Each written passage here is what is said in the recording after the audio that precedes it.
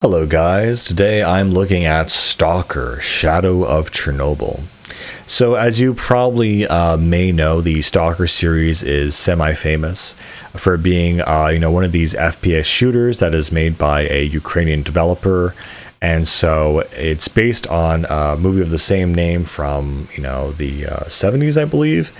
And it's a communist film, or a film from that era, essentially, that is about these men who wander into this thing called the Zone. And inside the Zone, it's this area where a bunch of supernatural things happen. And so it's kind of a combination of the post-communist sentiment and also how the radiation affects people's lives. So S.T.A.L.K.E.R is kind of like the Eastern Europe's answer to Fallout.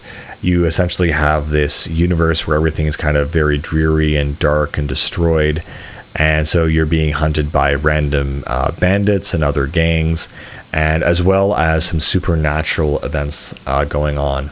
So you do things like you'll throw screws into these, little areas, and it'll cause it to react essentially.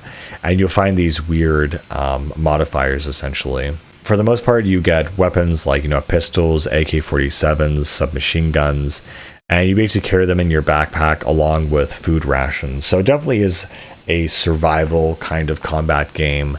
And again, is a lot different from other sort of survival shooter games. The game itself is literally actually very, very dark. It's hard to see sometimes, and so it's important to bring anything to help, like flashlights and whatnot. The atmosphere of the S.T.A.L.K.E.R games is really, really interesting. For example, when you first leave the bunker, there's a bunch of guys sitting around a campfire with a guitar, and they're just singing folk songs, and it feels, very comfy, very whatever. I understand now where there's that piece of dialogue, "Get out of here, stalker." There's this one, the first base you finally come across, there's this one NPC that's in the middle of the base, and every time you come across him, he says, "Get out of here, stalker." And he just keeps repeating the same lines over and over again. So yeah, there are definitely different kinds of creatures you fight in this universe, but mostly it's other humans with guns that are attacking you. You also have to watch your radiation levels, obviously, at highly irradiated areas. And another aspect of this game is when you go into the sewers, there's usually some kind of weird werewolf creature down in there, and that you need to avoid. And it's really interesting that this game essentially inspired also the Metro series, which basically took the subway sections of S.T.A.L.K.E.R and just turned that into an entire game franchise on its own. And there's been a bunch of Metro games, as well as a bunch of S.T.A.L.K.E.R spin-offs. And it seems, in 2024, we're finally going to get a proper sequel or a remake or something to the S.T.A.L.K.E.R game.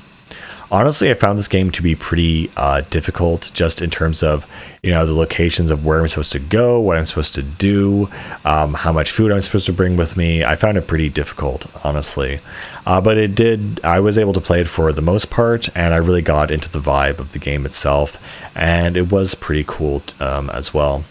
There's an economy in this game, so you can buy and sell things and get better equipment for your stalker and be able to better equip yourself and survive in the wasteland. And so yeah, part of the stalker is you'll find these weird objects of power, or these weird quantum things that are kind of unexplained, and if you're able to retrieve them, they'll give you weird modifiers and power boosts. But you need to, in order to find them, you need to make your way around this kind of invisible maze in the environment by throwing screws into the force field and being able to retrieve these very rare items.